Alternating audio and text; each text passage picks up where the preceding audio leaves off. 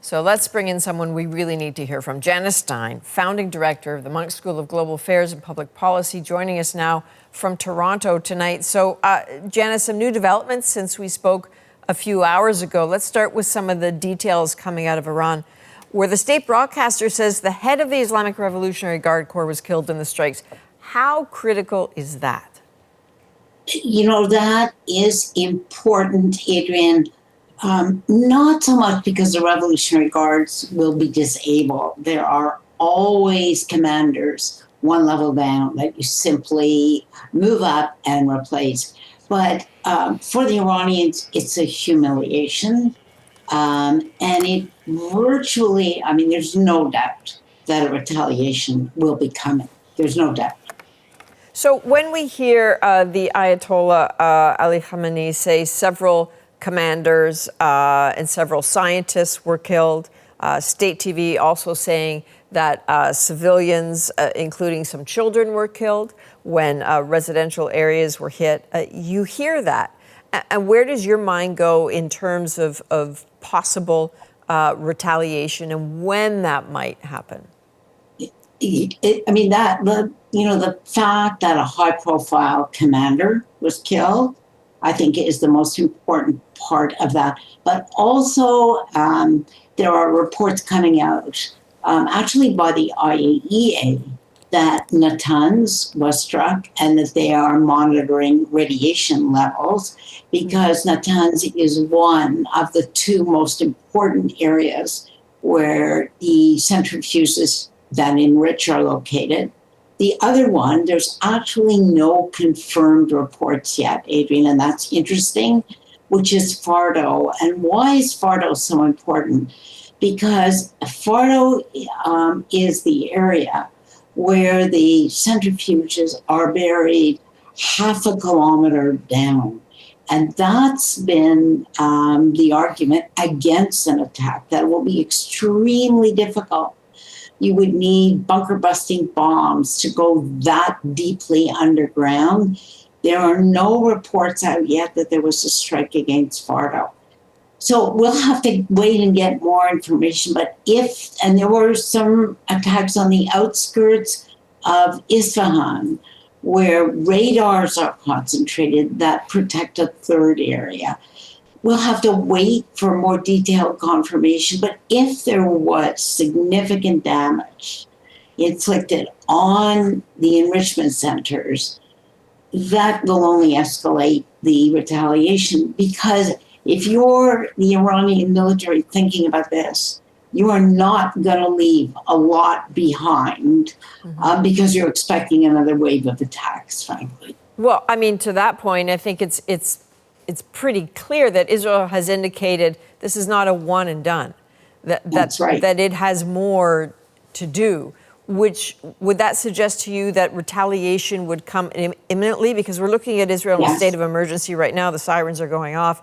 People are told to stay close to the shelters. Are you anticipating that Iran won't wait, if you will? I don't think Iran is going to wait too long. It's very interesting because the two prior Iranian attacks, in the two prior cases, Iran went first. They were usually about 4 in the morning when it was still dark. You remember those pictures of the lit up sky. It's now light.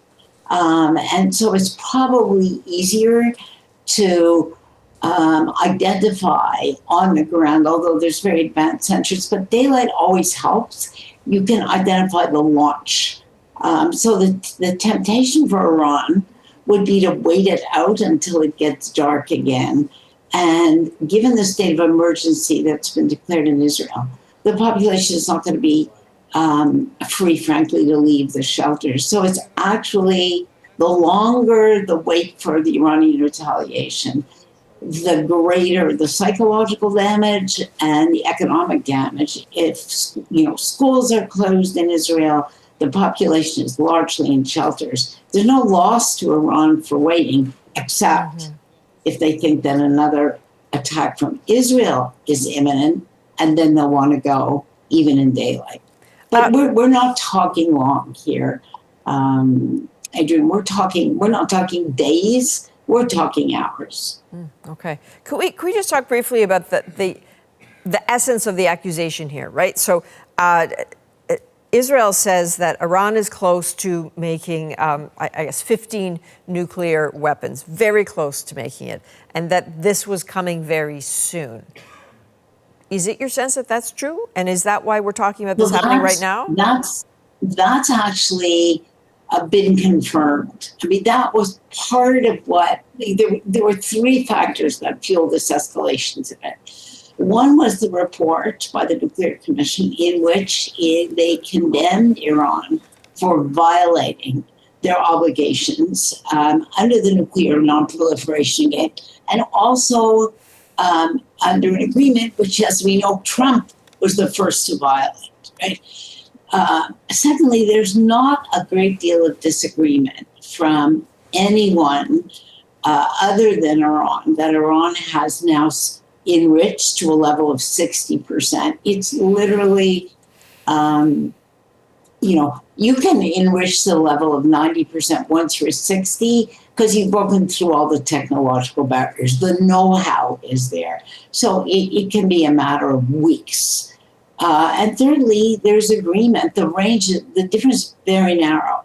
The reports are 10 nuclear weapons. Now, they haven't built a nuclear weapon yet.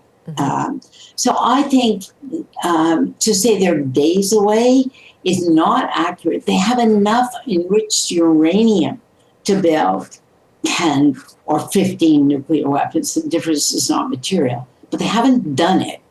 And assembling those weapons and matching them to a delivery system, I think that's a matter of months rather than days. Janice, I only have about 20 seconds left here. I just want to ask you briefly about Donald Trump, about the Americans right now. Where are they in this? Because they evacuated their personnel. They had some intel, something was about to happen. What are they going to do? Oh, they knew. All right, you don't evacuate like that. You don't evacuate dependents. They knew. Given this president, Adrienne, I don't think he's going to be very pleased with someone accelerating his schedule, disrupting his plan for negotiation, and forcing him to get involved. Okay. I think it's going to be very different from the prior two times. Okay, lots to watch for, unfortunately. Janice Stein, thank you. Thank you for being with us all night. Appreciate it.